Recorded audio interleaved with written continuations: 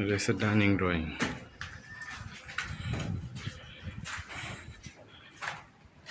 এটা হচ্ছে common toilet. এই একটা বেডরুম,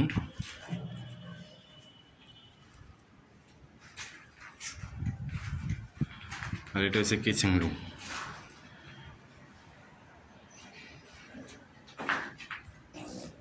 এটা হচ্ছে মাস্টার বেডরুম।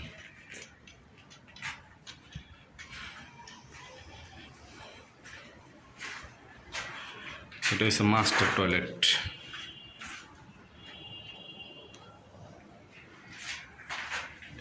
এই একটা বারান্দা।